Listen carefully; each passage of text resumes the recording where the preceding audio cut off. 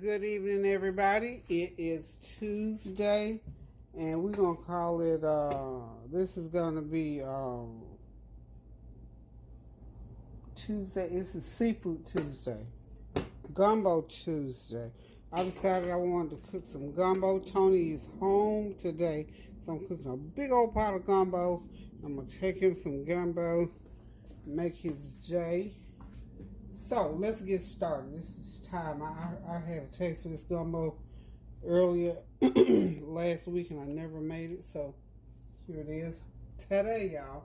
So y'all know when I make my gumbo, and people, I've got comments from people, in New Orleans, which is on, whatever I purchase to put in my gumbo, that's exactly what I'm going to put in. And today I'm going to be putting some sausage, chicken, and shrimp in my gumbo.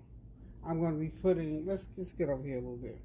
I got potatoes, I got corn, I got bell pepper and onions ground up, all going into my gumbo today, and some okra.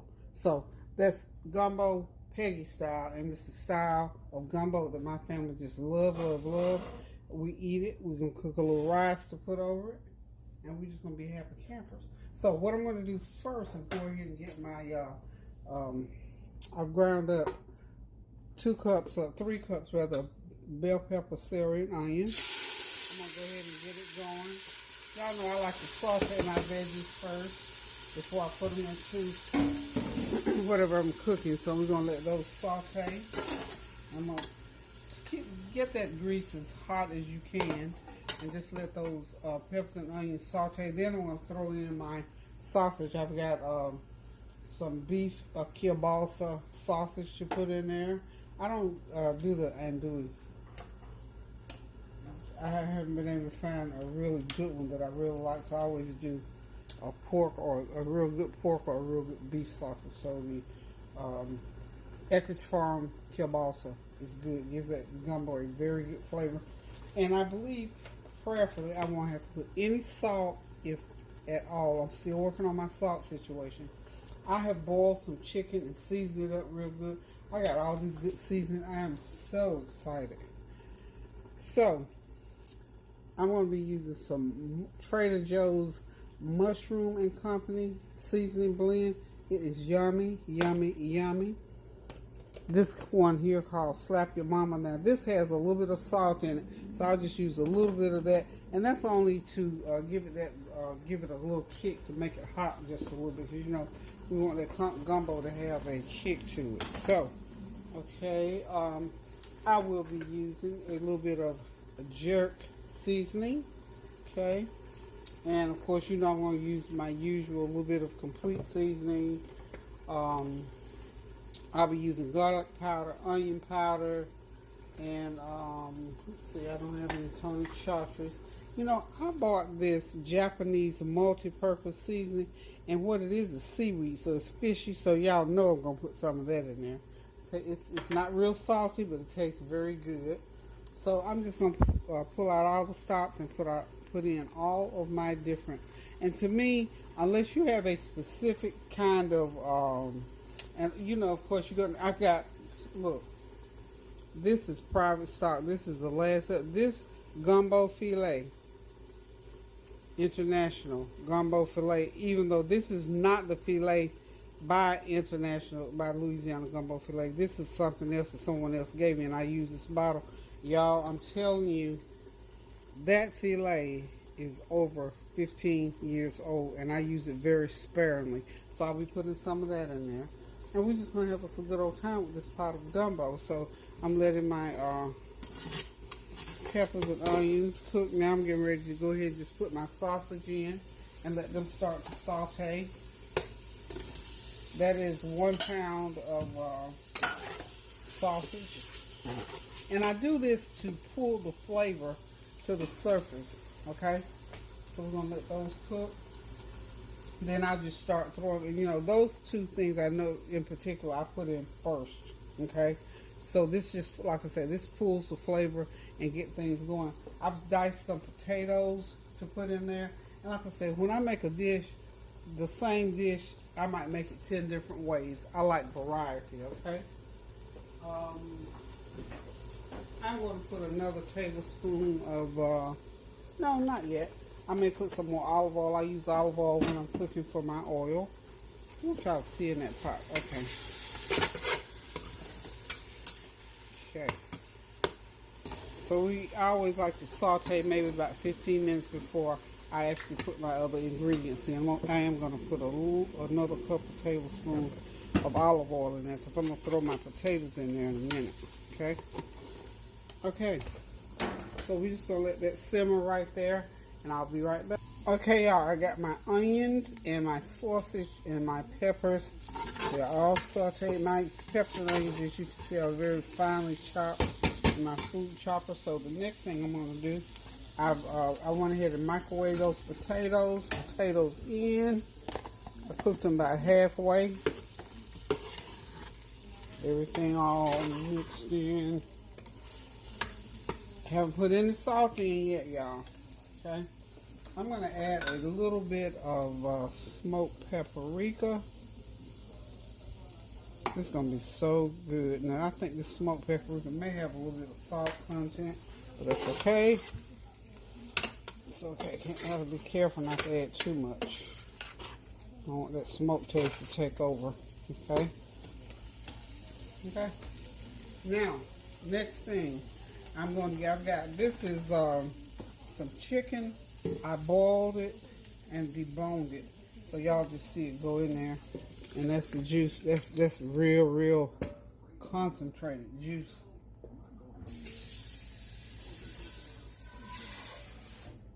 That chicken is cooked and deboned, and all of that, all those juices just cooked down. It's almost like it was reduced. So it's very concentrated chicken broth in there. So you have to have some broth. Okay. And I did season it a little bit, so. Okay. I mean, this is a lot of work, but not so bad. Okay, so now I'm going to start adding some water. I got to put water in here. We got to get water in here. And then I'll get the rest of my seasonings in. I'll get my shrimp, of course, in last. I've got oysters, and yes, they are canned oysters, smoked oysters, because I could not find. Around here, it's hard to find oysters at times. I don't know, out of season. I don't know if they're in or out, but who cares? As long as we get some oysters going. If you know what you're doing, you can cook. You know, I know I'm not in New Orleans, so I don't expect that I can always get oysters. Sometimes I can just barely get shrimp. Well, of course, you can get frozen shrimp. So we're going to pour about, we'll go ahead and put a quart of water in there right now. Normally I use chicken broth. I didn't have any chicken broth, and there again, I'm still trying to cut back on the salt. This is going to be nice and seasoned. It's not going to be highly salted like I normally have it. So this is going to be really good, y'all.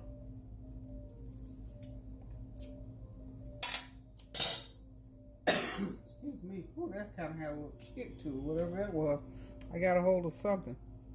So now, I'm going to go ahead and let that come to a boil. Then I'm going to add, of course, I got to add some more water to it. But I can't add too much because I still got my corn, my okra, and my shrimp, and my oysters to go, so I need room in the pan, y'all.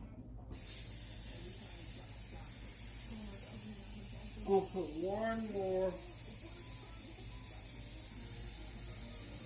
one more installation of water. This is like 3 more cups of water going in.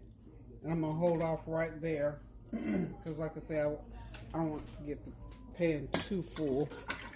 So I'm just going to give that the opportunity to see. As you can see, we got plenty of goodies in there. The sausage, the chicken,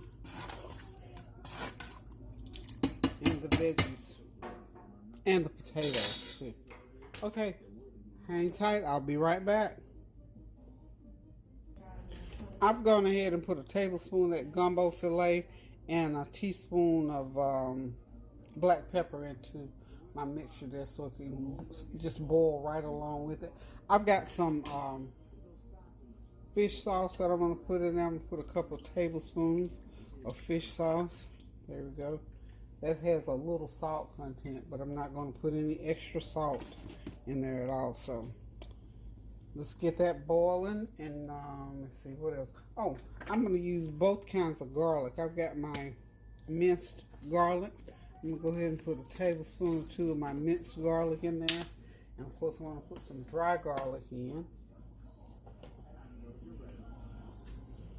And like I said, I'm just going to let that get to a rolling boil, and then I'll add my other ingredients. Okay, y'all know I put corn in my gumbo and make it just like a crab boil. So I've cut these ears of corn into smaller pieces. I'm going to drop them right on in there. See why I couldn't put too much water?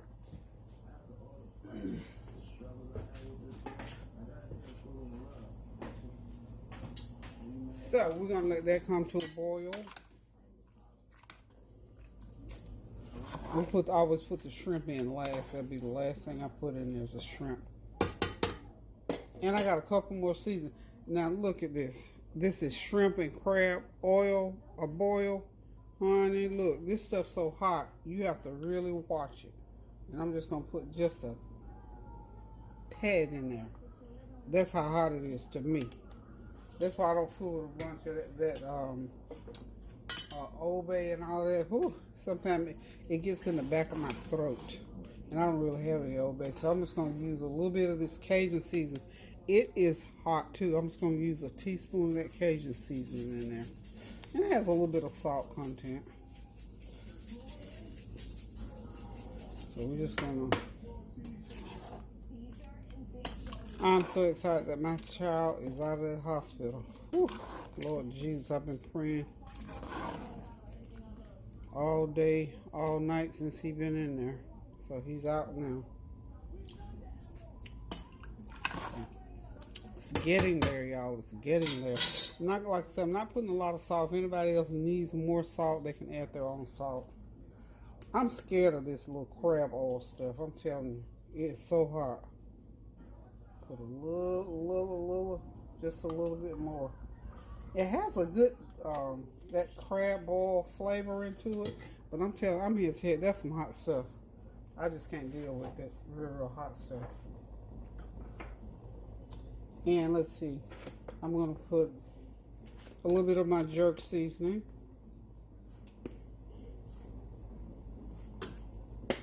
Just a little swish of it because it has salt in it as well. I'm telling y'all, I'm really serious about this salt situation. Okay.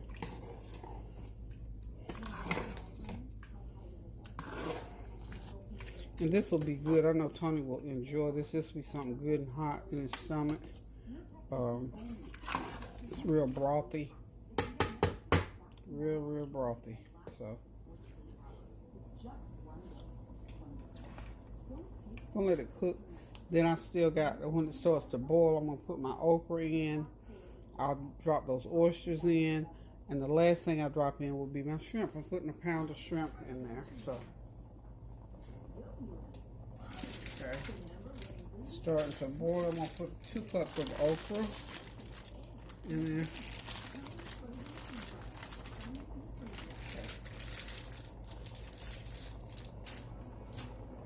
And some people say, "Ooh, I don't like okra." Well, by the time this pot gets done, that okra would have cooked in, and what you get out of it is that good old flavor, and it helps to thicken as well. You know, I've got to make a roux to go in here, so we'll see. Might be able to add a little bit more. Need to add a little bit more water, but we're gonna let this get boiling real good, and we'll see. Okay, so I'll be right back. Okay, I think we're gonna go ahead and drop our oysters in. Smoked oysters. And yeah, canned smoked oysters.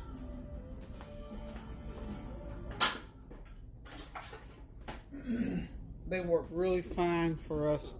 They have a really good flavor. When I can get fresh oysters, I do buy them, but I didn't this time, so these will do just fine. They've done for the last 15, 20 years, so now the only thing left to do now is to get the shrimp in, and I'm gonna wait I'm gonna let this cook a little bit longer, sort of let about 30 minutes, and then I'll put it in. Oh, y'all excuse that commercial. Whatever music was to that commercial, I don't know what it was. Don't claim it or anything like that. It was just music from a commercial. Okay, y'all, in go 1 pound of shrimp. Really need 2 pounds. I'm gonna have to go back to the freezer and see if I can find some more shrimp. Some big old pot. I didn't realize it's gonna come that full. Yeah. If not, I got plenty of sausage and other stuff in there. We're gonna let that cook for another about 30 minutes. I'm gonna go ahead and start my roux, and we'll be done with the gumbo.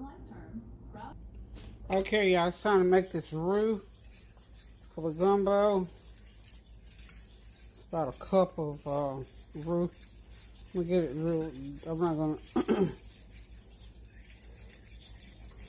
get it dark as you want it. And of course, you know what the roux is to kind of thicken the broth in that gumbo and give it a little bit of color.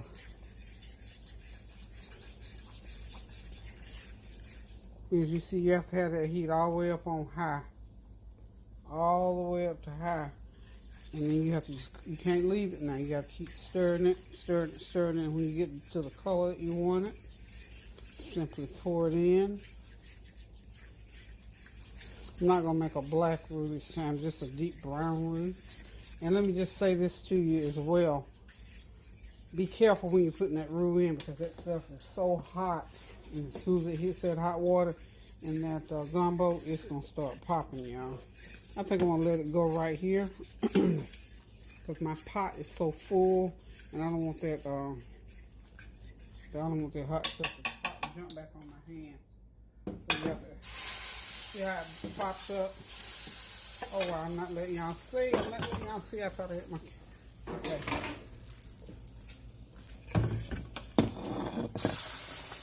See how you have to be very careful with it. My pot is really, really full. So I have to be very, very careful so it does not pop back on my hand. Because, honey, once that stuff get on your hand, it's on there. It's not coming off until you get to the sink and wash it off. And I guarantee you it's very, very hot. Anyway, that's why you make a roux. If you want it real, real dark, you just continue to cook it. But I didn't this time because, like I said, I knew this pot was real full. But it's a nice brown color. Nice brown color. So the roux is in the pot, y'all.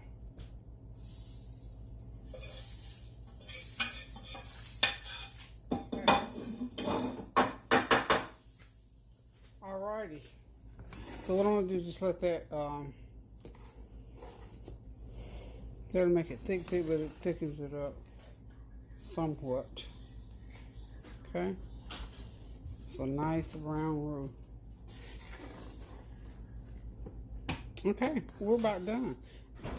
Really, the gumbo is ready. All it has to do now is just cook. I'm just gonna let it cook without the lid. You know, you could cook this. My sister-in-law used to cook hers all day long. I'm gonna turn it on low and just let it simmer. See, it's loaded with ingredients.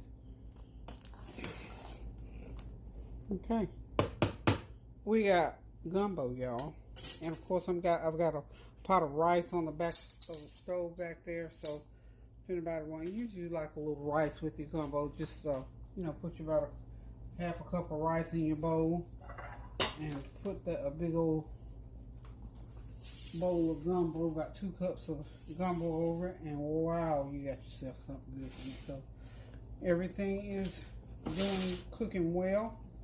It's my rice.